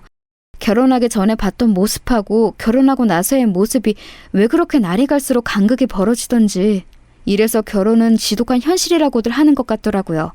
암만 그래도 남편하고의 문제는 사소한 걸로 싸우기도 하며 사는 부부라고 여기며 그럭저럭 참아졌습니다. 진짜 배기는 시어머니셨네요. 딸을 낳았으니 이제 아들 하나만 있으면 되겠구나. 둘째는 내년 이맘때쯤에 낳거라. 알았지? 그 나이 터울이 딱이야. 그래야 딸도 아들도 바르게 관계 형성을 하며 자라날 수가 있어. 저번에도 그 말씀 하셨는데요. 어머님, 내년에 낳기에는 좀 시기상조인 것 같아요. 저희 형편도 그렇거니와 저희가 아직 아이를 2명이나 감당할 그릇이 되는지 모르겠어요. 헛소리를 잔잔하게 하는구나. 잔말 말고 계절 바뀌는 대로 임신할 준비나 해. 첫째로 딸 낳았으면 반성이나 할 것이지. 뭘 그리 잘했다고 뻔뻔스럽게 구는 것인지. 결혼 전에 보여주셨던 모습들은 온데간데 없었습니다. 게다가 시어머니께서는 지켜본 결과 무척 심한 다혈질이셨어요. 쉽게 울컥해서 크게 화를 내셨다가 이튿날이 되면 언제 그랬냐는 듯 태연하게 먼저 말을 걸어오셨죠. 그러신 분이 당신의 아들에게는 도통 크게 화내는 법이 없으셨고 저에게는 아주 만만하게 화를 내셨습니다. 그 성질을 터뜨릴 대상이 저뿐이었나 봐요. 두문불출하면서 사는 시누이는 다혈질이다 못해서 성격 파탄자였거든요. 그래서 시어머니께서는 당신의 딸과 가까이 안 지내셨습니다. 저는 갈수록 본색을 드러내시는 시어머니가 섭섭하면서도 매번 할 말이 많았으면서도 되도록 네 하면서 지내왔어요. 긁어 부스럼 만들고 싶지 않았으니까요. 하지만 사람이 누울 자리를 보고 다리를 뻗는다고 저는 최대한 고개를 낮추고 예의를 차리려고 들었는데 반대로 시어머니께서는 갈수록 저에게 쉽게 막말을 하셨죠. 저는 거기서 받은 스트레스를 어디다 풀 데도 없고 털어놓을 상대도 딱히 없어서 당연스레 남편한테 다 전달하였어요. 솔직히 그렇잖아요. 남편 말고 제가 어디 가서 시어머니 얘기를 하겠나요. 그런데 그러면서 남편의 못난 면모를 알게 되었죠. 어느 날 칭얼거리는 아이를 달래다가 일찍 스르르 잡는 날이었는데 잠에서 깨서 물을 마시러 방 밖을 나갔어요. 그랬다가 남편이 시어머니와 통화하는 걸 듣게 되었죠. 저하고 나눴던 대화를 아주 미주알 고주알 시어머니께 다 고하고 있었습니다. 아, 그래서 어머님이 자꾸만 나에게 불만을 품고 계셨구나. 아들을 통해서 얘기를 다 전해두고 계셨으니까 어쩐지 이상하다 했어. 헉! 언제부터 있었어? 다 들었어? 근데 너무 안 좋게 받아들이지 마. 엄마와 아들이 그냥 서로 안부 물으면서 이런저런 얘기를 다 하는 것뿐이야. 떠올려낸 변명이 겨우 그 정도야? 정말 해도 해도 너무한다. 내가 어머니 성질을 얼마나 참아하는지 아는 사람이 중간에서 어쩜 이럴 수가 있어? 앞으로는 어머님한테 절대 내 입에서 따로 나온 얘기 전해드리지 마. 고자질 하지 말라고. 알았어. 안 그럴게. 나도 남자로서의 자존심이 있지. 더 이상은 안 해. 그래 놓고서 안 하기는 개뿔. 이제 들켰으니 막 나가는 것도 아니고 시어머니께 여전히 다 고해 바쳤어요. 이제는 시어머니께서도 저에게 툭 까놓고 우리 아들이 그러던데 라고 포문을 여셨습니다. 진짜 뻔뻔한 사람들 때문에 제가 이상해지는 기분이었어요. 비정상들 사이에서는 정상이 비정상이라던데 마치 그런 꼴이었죠. 괴팍한 시어머니와 못난 남편, 제가 참는 이유는 아이였으며 제가 의지하는 건 오직 엄마였습니다. 이제 나이가 꽤 드신 엄마는 그럼에도 현업에서 계속 일을 하고 계셨어요.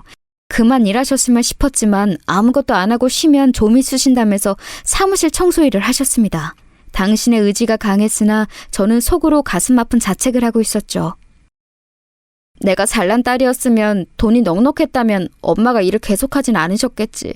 내가 지지부진하게 살기 때문에 엄마는 혹시나 당신이 나에게 짐이 되실까봐 그게 걱정돼서 일을 놓지 못하시는 거야. 너무 죄송했습니다. 저는 제 평생을 엄마가 고생하시는 모습을 보고 있었는데 자식으로서 큰 도움이 못 되어드리고 있었으니까요. 만약 엄마의 인생에서 제가 없었다면 아버지가 돌아가시고 오빠가 외국으로 가버렸을 때 저만 아니었다면 엄마는 새 출발을 해서 여유롭게 사셨을지도 모를 일이었습니다. 제가 엄마의 발목을 잡은 것일 수도 있었죠. 그렇게 생각하면 정말 미칠 것 같더라고요. 그러던 와중에 엄마가 엄청 추운 날씨에 일을 다니셨다가 몸살 감기를 크게 앓으셨어요. 나이가 드시니까 이제 그런 것에도 영향을 많이 받으시더군요. 감기가 다 나은 후에도 쉽게 골골거리시며 기력을 잘 회복하지 못하셨어요. 온몸이 쑤신다고 하시는 말씀을 듣고 얼마나 마음이 아팠는지 모릅니다. 내과에 가봐도 뾰족한 수가 없고 약국에서 영양제를 사 먹어도 별로 효과가 없는 것 같다 하시던 엄마가 고민 끝에 동네에서 잘 되는 한의원을 찾아가셨어요. 그리고 침을 한번 맞고 오셨는데 꽤 괜찮으셨나 봐요. 엄마, 효과를 봤는데 왜 한 번 가고 마신다 그래? 따로 보약 같은 건 안 지었어? 그런 게 다 돈이야. 그것도 큰 돈. 이제 살만해졌으니까 굳이 더 가서 난리 안 피워도 돼. 내가 이럴 줄 알았어. 엄마, 한의원 다니는데 보태 쓰라고 용돈 좀 아까 넣어놨으니까 그걸로 치료 더 받아. 알았지? 엄마 아프시면 내가 심장이 철렁해야 못 살아. 아이고, 힘들게 번 돈을 왜 나한테 쓰니? 이미 줬다니까. 그럼 고맙게 쓸게. 우리 딸 정말 고마워. 그런 걸로 고마워서 감동하시는 엄마를 보며 저는 제가 불효녀라는 생각이 들었습니다. 착잡한 생각을 하지 않으려고 애써 감정을 다스리고 있을 때였어요. 남편이 엄마 이름 물어보더라고요. 저번에 장모님 한의원에 침 맞으러 다니신다더니 그건 어떻게 됐어? 침 맞으셨대? 맞고 좀 괜찮아지셨나? 확실히 다녀오시니까 좀 낫나 봐. 엄마가 한의원하고 잘 맞는 체질이신 건지 효과를 보신 것 같아서 다행이더라고. 약 한 첩도 다려 드셨으면 싶은데 한약은 부르는 게 값이라 부담스럽다고 하시면서 자꾸 거절하시네. 엄마가 그러시니까 내가 속상하기도 하고 죄송하기도 해. 그렇다고 대충 보약 아무 데서나 다려다가 드리는 건 좀 그렇잖아. 그치? 직접 한의원에서 상담받고 약을 지으시는 게 훨씬 나을 것 같은데 부담 갖지 마시라고 우리가 도움이라도 좀 드려야 하나? 성의 표시라도? 안 그래도 내가 엄마 쓰시라고 이번에 용돈 드리면서 신신당부 안 빼먹었어.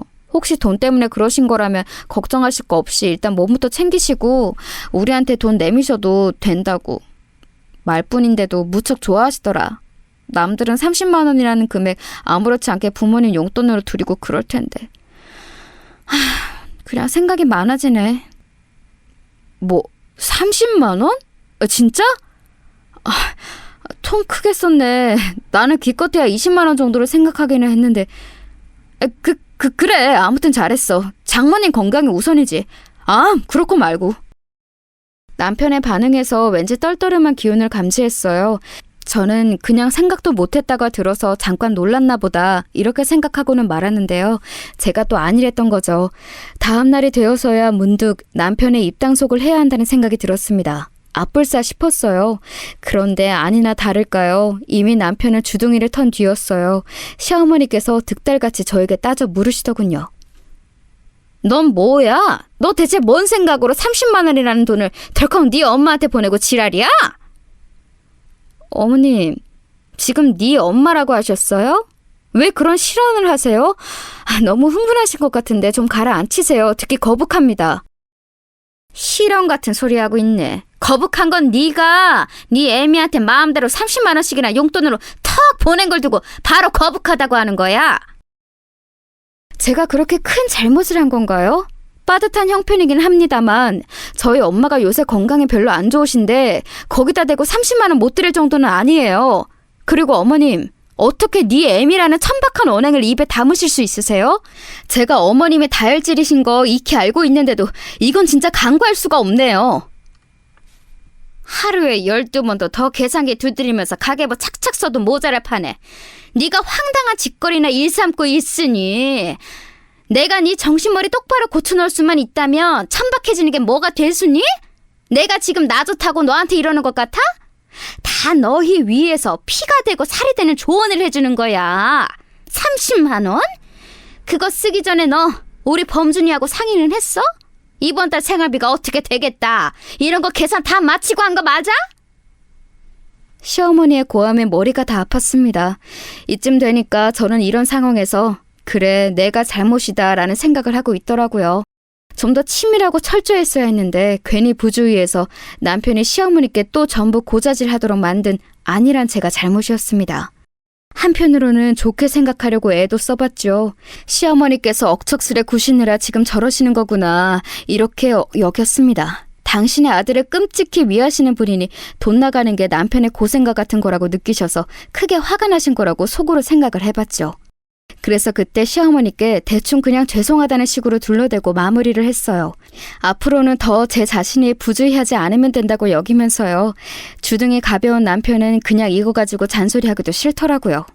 이런 남자를 배우자로 맞은 제 팔자가 지독히도 박복하다고 스스로를 비웃었네요. 그런데 이렇게 참고 또 참고 산 제가 도저히 참을 수 없는 일이 곧 벌어지고 말았습니다. 그로부터 한 달 뒤에 시어머니 생신이었던 건데요. 저는 자칭 효자인 남편이 알아서 시어머니 생신 아이디어를 내길 바랐습니다. 제가 저희 엄마 용돈 30만 원 드린 것 가지고 남편의 고자질을 겪고 시어머니의 타박을 받았으니 시어머니의 생신은 그냥 남편이 알아서 해결해 보기 원했어요. 하지만 시어머니께서 예상치 못하게 먼저 생신 선물을 지정하셨습니다. 그걸 저한테 말씀을 하시더라고요. 예, 나는 너희들한테 거나한 거 요구할 생각이 랑 없어. 거창한 선물 그런 거 받아봤자 뭐 하겠니? 서로 부담만 되고. 그런 거 가만 보면 실용성이 하나도 없지. 올해는 그냥 현금만 받고 치우련다. 다른 건 아무것도 하지 마. 그게 너희들한테도 좋잖아. 저희는 뭐 어머니께서 원하시는 대로 최대한 맞춰드리는 거죠. 어머님 혹시 저번 일로 저한테 삐지셨다거나 그러셔서 거창한 거 안 받겠다고 하시는 건 아니죠? 그러면 저 너무 마음 불편해서요. 내가 그깟 일로 왜 삐지니? 너도 참 별 이상한 걱정을 다 하는구나. 정말 솔직히 그 순간 시어머니께 감사한 마음이 들었어요. 정말 돈만 들이고 치우는 그런 생신이 될지는 미지수였지만 어쨌든 말씀이나마 그렇게 해주셔서 듣는 입장으로는 썩 나쁘지 않더라고요. 자꾸 그 끔찍히 아끼시는 아들을 두고 며느리인 저에게 이런저런 연락을 다 하시는 시어머니의 면모만 봐도 생신 때 더 고생해야 하는 쪽이 남편이 아니라 저인 것은 너무나도 자명했으니까요. 그간 남편은 시어머니 생신 때마다 건강하세요, 사랑합니다 이런 축하 인사만 멋쩍은 표정으로 드리면 그게 효도를 다하는 거였고 미역국부터 잡채까지 음식 차리고 뒷정리하고 드린 선물에 대한 각종 잔소리 같은 의견을 들어드리는 것도 제 몫이었지요. 이번에야말로 남편에게 많은 걸 전가할 심산이었지만 어찌됐든 시어머니께서 그렇게 말씀해 주시니 반가운데요. 순간적으로 30만 원을 떠올렸다가 그래도 생신인데 아니지 싶어서 50만 원까지 액수를 생각했습니다. 남편에게도 말했더니 괜찮아 하더라고요. 순전히 제 짐작이었지만 제가 엄마께 용돈으로 드린 30만 원보다 큰 액수라서 흔쾌히 괜찮은 느낌이었네요. 그런데 시어머니께서 제 예상을 뛰어넘는 액수를 말씀을 하시더라고요. 네? 어머님 지금 100만 원이라고 하셨어요? 너 왜 그렇게 놀라니? 네가 놀란 것은 내가 더 놀랐다. 제가 솔직하게 그냥 말씀을 드리자면 50만 원 정도를 생각했었어요. 그런데 2배 액수가 나오니까 제가 깜짝 놀란 거죠. 수중에 100만 원도 없다 이런 얘기는 아니고 이게 현금이다 보니까 아무래도 부담이 좀 될 수밖에 없네요. 뭐가 부담이야? 너는 네 시어머니 생신인데 부담 같은 걸 우느라 마음이 드니? 100만 원 가지고 이러는 며느리 세상 처치에 너밖에 없을 거다. 어머님 왜 또 말씀을 그렇게 하세요? 저희 엄마 30만 원 드렸다고 저한테 되게 뭐라고 하셨으면서 솔직히 100만 원은 3배 이상인데 너무 큰 금액 아닌가요? 그거랑 이거랑 어떻게 같니? 어? 하여간 이 똘추 맹추! 시어머니께서 발끈하셨는데 거기에서 저는 몇 배로 열이 받았습니다. 갑자기 죽었다 깨어나도 그 100만 원 못 드리겠더라고요. 남편에게 당장 그랬죠. 시어머니께서 원하시는 그 금액 못 맞춰드린다고요. 저희 형편이 현금 100만 원 뚝딱 쓸 만큼 넉넉하지 않았으므로 남편도 동의는 되었을 거예요. 고개를 끄덕끄덕 하더군요. 그런데 금세 입술이 대빨 나와 있었어요. 못 드리겠다는 건 알겠는데 당신 왜 말을 그렇게 해? 우리 엄마가 요구 못할 걸 요구한 거야? 그냥 원하시는 걸 말씀하실 수도 있는 거잖아. 당신 반응이 너무 서운하고 섭섭하다. 서운할 것도 많고 섭섭할 것도 참 많다. 남자가 왜 그렇게 그릇이 작아? 매사에 아랑이 간장 종지만한 것 같아. 뭐라고? 당신 지금 내가 몸 성치 않은 사람이라고 우습게 보고서 이러는 거지? 갑자기 얘기가 왜 그렇게 튀어? 그 피해 의식 좀 제발 버려. 그리고 몸이 딱히 성치 않은 것도 아니잖아. 세상에 얼마나 몸 불편한 사람들이 많은데 당신 정도는 아무것도 아니야. 제발 거기에 사로잡혀서 살지 좀 마. 애가 크면서 뭘 보고 배우겠어? 그러자 남편이 반박은 못하고 입술만 한참 실룩거리면서 씩씩거리더군요. 제대로 삐진 모양이세였는데 그걸 보니까 저는 저절로 한숨이 나왔습니다. 당초에 이 결혼 생활 뭐 어떻게 돌아가고 있는 건지 싶은 원초적인 의문이 들었어요. 그 와중에 시어머니께서 노발대발 하셨다는 게 웃긴 대목이에요. 제가 간신히 속을 누그러뜨리려 애를 쓰고 있었건만 그걸 다 수포로 돌려놓으셨죠. 야! 이 망할려나! 네가 뭔데 내 아들 기를 죽여놔, 어? 우리 범준이가 목소리가 기어들어가서는 나한테 너랑 살기 힘들다고 우는 소리 하더라. 얼마나 기가 죽었는지 말도 제대로 못하더만. 우리 범준이 몸 좀 아픈 거 가지고 너 그걸로 사람 우습게 보고 얕잡아봤다면서? 이 못돼 처먹은 것 좀 보게. 너 진짜 내 손에 죽고 싶어? 내가 네 애미한테 30만 원 턱 내놓고 시어머니 생신에는 100만 원 주기 싫어서 용을 쓸 때부터 이것이 요즘 싸가지가 제대로 죽었다는 걸 알아왔음이야. 너 어디 한번 내 손에 죽어봐라. 계속 듣다가는 귀가 썩을 것 같아서 멋대로 통화 종료했습니다. 그리고 저는 그 어느 때보다도 차가워진 제 이성을 느꼈어요. 갑자기 지금까지와는 다른 느낌으로 사리 분별이 되면서 걸핏하면 발작해대는 다혈질 막말 대장 시어머니나 열등감으로 똘똘 뭉쳐있는 고자질쟁이 마마보이 남편이나 다 상관이 없어졌어요. 이들과 더 이상 엮이고 싶지 않다는 생각 하나로 귀결이 된 후였거든요. 저는 시어머니께서 부르짖는 돈이라는 거 입금해 드리기로 했어요. 물론 단위가 많이 달랐지만요. 시어머니께 1원씩 입금해 드리면서 보내는 사람 이름에다가 메시지를 적었습니다. 곱게 안 늙었으면 곱게 뒤지기라도 하세요. 이렇게 말이죠. 그걸 받아보신 입장에서는 입에 거품 무실 수밖에 없었을 겁니다. 번호를 차단했더니 시어머니께서는 득달같이 저희 집으로 달려오셨어요. 늦은 저녁 시간이었는데 어리둥절한 남편 옆에서 저는 태연하게 시어머니를 맞이했습니다. 100만 원 달라고 그랬더니 나에게 10원을 줘? 그것도 1원씩 나눠서 개소리까지 얹고? 이런 개 싸가지 없는 년을 다 보았나? 너 이리 와. 가만히 안 둘 거야? 아이고, 그러다가 뇌혈관 터지겠어요. 조심 좀 하세요. 자기가 세상에서 가장 비참하고 몸이 불편한 사람이라고 믿고 있는 그런 아들한테 감명까지 받고 싶으신 거 아니잖아요? 시한폭탄이 따로 없는 딸 도움도 못 받으시면서 이제 본인 건강은 본인이 챙기셔야죠. 저는 빼주세요. 당신 며느리 안 할 거고 당연히 당신 아들 부인도 이제 안 할 겁니다. 저는 제 아이의 엄마만 할 거예요. 뭐라고? 아니 이게 지금 뭐라고 하는 거야? 네가 설마 우리 범준이하고 이혼이라도 하겠다는 거야?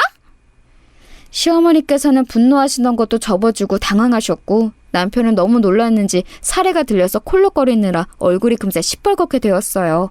저는 제 인생 최대의 오점인 두 사람을 바라보며 능청스럽게 어깨를 으쓱 해주었습니다. 전에 없이 당당하고 뻔뻔한 저의 모습에 많이 당황하신 건지 시어머니께서는 돌연 다리가 풀려서 주저앉으셨어요. 남편은 당장에 말도 안 된다며 현실에 부정했죠. 이혼이 애들 장난이야? 당신 지금 왜 이래? 화가 나서 천지분간이 안 되는 모양인데 제발 애를 생각해. 이혼이 어디 하고 싶다고 해서 되는 줄 알아? 왜 안 되는데? 이혼할 수 있는 이유 차고 넘치는데? 당신의 엄마를 봐. 지금까지 나에게 일삼은 언행만 하더라도 나 충분히 이혼 소송 걸만하다고 생각해. 그리고 당신, 내가 꼭 하고 싶은 얘기가 있는데 당신은 몸이 아픈 게 아니라 정신이 아픈 사람이야.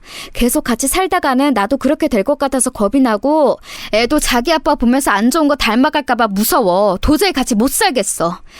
좋은 말로 할 때 최대한 평화롭게 이혼해줬으면 해. 저는 차분하게 할 말을 했고 시어머니께서는 비틀거리며 일어나 제 멱살을 잡으셨습니다. 감히 제가 먼저 이혼을 운운했다는 것이 무척 모욕적이라는 얼굴을 하고 계셨어요. 남편은 넋이 나가서는 자기 엄마를 말려서 제 편을 들지도 못하였고 제가 힘으로 자기 엄마를 뿌리치는 걸 막지도 못하였어요. 이도 저도 아니었던 거죠. 이런 남자였습니다. 광란의 시간이 지나간 이후 남편은 이혼을 못 해주겠다고 나왔지만 저는 시어머니의 어떤 구석 한 가지를 알고 있었기에 그걸 이용했어요. 제가 시어머니께 이렇게 말씀을 드렸죠. 남편, 저랑 이혼하고 나면 분명 새 출발할 수 있을 거라고요. 주변 여자들한테 인기가 항상 많았다는 헛소리도 얹어줬습니다. 그래서 제가 결혼 생활이 더욱 힘들었다는 말도 안 되는 거짓을 얹었건만 시어머니께서는 넘어가셨어요. 이혼하고 나면 다시 며느리 구하기가 힘들어질까봐 그게 걱정된 거였는데 내가 우리 태진이를 과소평가했구나. 그래, 더 좋은 여자가 생길 테지. 지금 뭐가 아쉬워서 이혼을 안 해주겠어? 애 딸린 이혼남이면 새 출발하기 힘들 테니까 아예 애 데리고 꺼져버리면 최고인 거지. 엄마, 근데 그렇게 되면 내가 매달 양육비를 이 사람한테 보내줘야 하는데 사람 일 어떻게 될지 모른다고 그 액수가 부담스러워지면 어떻게 해요. 황당하고 무례한 모자는 제가 있는 앞에서 저딴 대화를 잘도 나누더라고요. 남아있던 일말의 정마저 떨어지게 해줘서 되려 고마웠습니다. 사실 그때까지만 해도 시어머니만 없었으면 남편하고 계속 잘 살았을 텐데 라는 의미 없는 가정을 속으로 계속하고 있었는데 그것마저도 이제 사라졌어요. 모전자전이라고 자기 엄마 닮아서 똑같이 별로라는 것을 새삼 깨달았네요. 제 아이의 아빠로 살게 하고 싶지도 않았습니다. 당연히 양육비는 보내줘야지. 그런데 그거 못 줄 것 같으면 지금 각서 쓰고 갈라서자. 앞으로 죽을 때까지 애를 안 보고 살겠다고, 안 찾겠다고 그거 각서 써. 돈인지 자식인지 하나만 선택하라는 거야. 그래? 정말이야? 내가 각서 쓰면 진짜로 양육비 안 보내도 되는 거 맞아? 진짜지? 무릎이 없기다? 세상에, 이런 찌질한 놈도 결혼을 해서 아이가 있었습니다. 이러한 사실을 다시 곱씹어봐도 놀라울 따름이네요. 저는 다른 거 다 차치하고서라도 제 인생에서 시어머니와 남편이란 이 두 존재를 더는 참아주고 싶지 않아서 이혼을 감행했고 더 바랄 것도 없었습니다. 이혼 과정에서 시어머니께서는 저를 향해 글러먹은 것이라며 욕을 하셨고 제 인생이 망할 것이라고 보셨는데 그러거나 말거나 저는 이혼하게 되었다는 것만으로도 좋았던 것 같아요. 역시나 이혼이 성립되고 나니까 알터니가 빠진 것처럼 후련하더군요.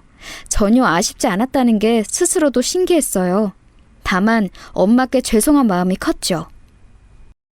엄마, 못난 딸이라서 미안해. 앞으로 어떻게든 내가 아이하고 잘 살아볼게. 아니야, 우리 딸 잘했어. 뭘 어떻게 하든 나는 우리 딸 편이고 응원하는 거 잊지 마. 엄마가 없었으면 나는 이혼까지 갈 용기를 못 냈을지도 몰라. 근데 내 뒤에는 결국 엄마가 있다는 걸 아니까 결단을 내렸던 거지. 엄마, 나 사실은 아이를 아빠 없는 아이로 만들고 싶지 않아서 참고 살았던 것 같아. 그게 내 본심이었던 듯 싶네. 아이도 중요하지만 네가 더 중요한 거야. 네가 행복해야 아이도 행복하게 살지. 서영아, 앞으로는 지금까지보다 더 행복해질 테니 그렇게 믿고 살아보자. 내가 함께 도와줄게. 엄마란 존재는 무엇일까 싶었습니다. 나이가 들수록 그저 떠올리기만 해도 바라보기만 해도 눈물이 날 것 같은 존재이더라고요. 제가 제 아이에게 그런 엄마가 될 수 있을까 싶은 생각이 들면서 저희 엄마가 더욱 존경스럽게 느껴졌죠. 엄마가 아이를 봐주셔서 제가 일을 마음 놓고 다닐 수 있었어요. 정말 열심히 일상을 살아나갔습니다. 그리고 얼마 지나지 않아서 정말 놀라운 일이 벌어졌어요. 어떤 일인지 예상 가시나요? 제 친오빠요. 어릴 적에 떨어진 이후로 소식조차 모르고 살았던 그 존재 말이에요. 갑자기 엄마에게 연락을 해오더니 엄마와 저를 보려고 찾아왔습니다.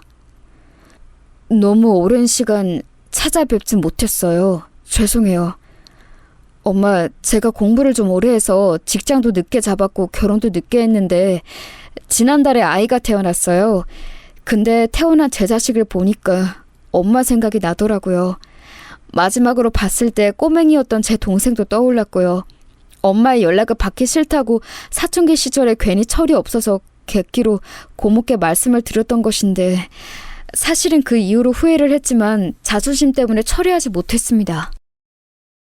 서훈아, 우리 아들 울지 마라. 네 잘못 아니야. 너 잘못한 거 하나도 없어.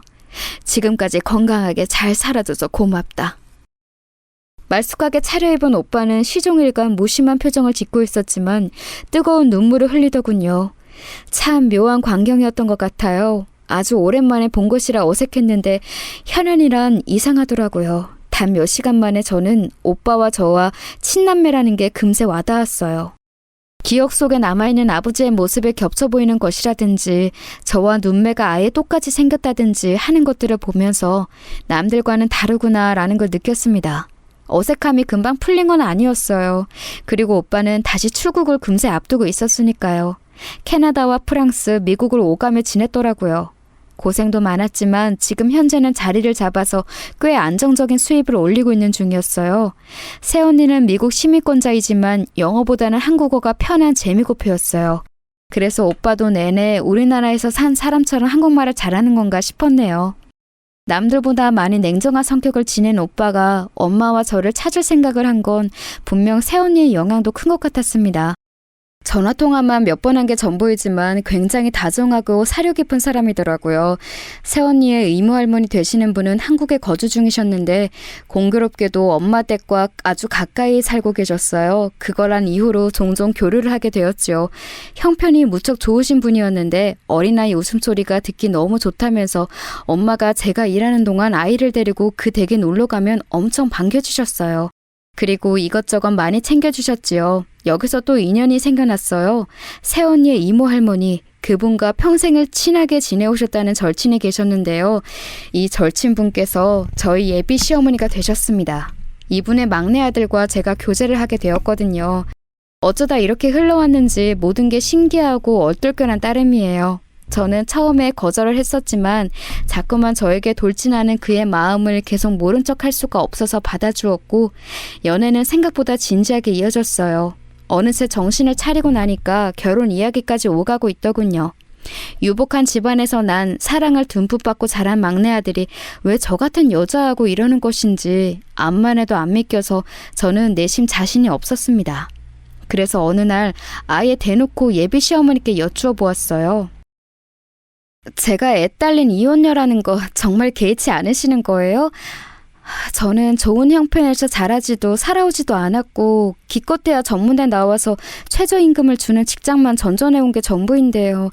명문대 나오고 외국 유학까지 다녀온 대기업 다니는 막내 아들을 고작 저 같은 사람하고 맺어주셔도 괜찮으시겠어요? 우리 막내가 좋다고 하는데 내가 뭘 어쩌겠어. 자식의 인생은 자식의 것이지. 부모는 그저 자식이 좋아할 때 같이 웃어주고 슬퍼할 때 같이 울어주면서 그렇게 살면 되는 거야. 최후의 저지선에서 든든하게 자식의 등을 지켜주며 그렇게 살다가 가는 거지. 절대 그 안으로 들어가 개입하면 안 돼. 그리고 솔직하게 말을 해보자면 나는 우리 사영이가 엄청 마음에 드는걸? 내 며느리가 되어준다면야 나야 고맙지. 그 말씀을 듣고 제가 하마터면 눈물을 왈칵 쏟을 뻔했는데 간신히 참아냈어요. 저도 한 아이의 엄마로서 반드시 이렇게 여유로운 속내를 가진 엄마가 되겠다고 이 순간 다짐했습니다. 급할 건 전혀 없었고 결혼은 천천히 준비하면서 그렇게 지내고 있었어요. 모든 게 순조로운 일상. 어느 날의 주말 오전에 저는 예비 신랑의 차를 몰고서 마트에 장을 보러 나갔어요. 장을 일찍 봐서 맛있는 거 만들어다가 아이하고 셋이서 피크닉 놀이를 점심때 나갈 작정이었거든요. 생각만 해도 입가에 미소가 지어져서 오늘 하루도 참 행복하겠다는 예감을 하면서 문득 옆을 쳐다봤어요. 4차선 도로에서 막 신호 때문에 멈춘 직후였습니다.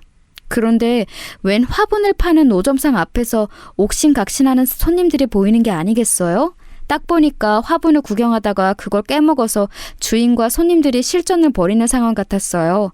문제는 그 손님들이 제가 아는 얼굴이라는 것에 있었죠.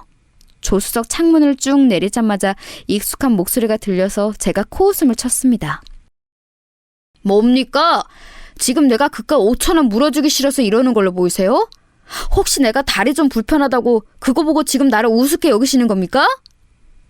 전 남편의 못난 모습에 고개를 절레절레하고 있을 때 그 옆에 있던 전 시어머니와 눈이 딱 마주쳤어요. 그러자 긴가민가하는 표정으로 무척 놀라시더군요. 제가 큰 소리로 외쳤죠. 여기서 다 뵙네요. 그간 잘 지내셨어요? 세상에, 네가 뭔 일이야? 이 삐까뻔쩍한 차는 다 뭐고? 너 어디 로또에 당첨됐니? 당황해서 외치시는 동안 전 남편은 헐레벌떡 차에 가까이 다가오더니 뒷좌석에 반쯤 열린 창문으로 아이를 확인했어요. 아이가 뒤에 타고 있었거든요. 전 남편이 창문 사이로 다급하게 그러더군요. 아빠야, 아빠! 우리 귀염둥이 아빠 알아보겠어? 그러자 아이가 그 즉시 짜증스러운 표정을 지으며 고사리 손으로 잘도 버튼을 눌러서 창문을 올려버리더라고요. 전 남편이 당황해서 뒤로 자빠지기 일보 직전인 모습을 저는 웃음을 꾹 참으며 쳐다보았습니다. 어느새 옆으로 함께 다가와 있는 전 시어머니까지 모자 둘이서 여전하다 못해 전에 없이 행세까지 남루해 보이는 모습이었어요. 전 남편을 향해서 혀를 끌끌 차준 제가 전 시어머니를 향해서는 마지막으로 이렇게 외쳐주었어요. 화분 얼마 안 하는데 그냥 물어주세요. 제가 예전에 드린 돈도 있잖아요. 10원이요. 그거 보태 쓰시면 되겠네요. 그럼 저는 가볼게요. 일정이 바빠서요. 마마보이 아들하고 즐거운 주말 보내세요. 차가 앞으로 나아갈수록 사이드 미러를 통해 보이는 두 사람의 모습이 작아지더군요. 전 시어머니 그분이 바닥에 털썩 주저앉으시고 이내 부축하려고 들던 전 남편까지 그 옆에 쓰러지듯 앉아버리는 광경이 그대로 보였어요. 그렇게 두 사람은 제 인생에서 존재감이 계속 작아질 테고 사라질 예정이었죠. 그건 제 인생에서 최고로 통쾌한 드라이브였습니다.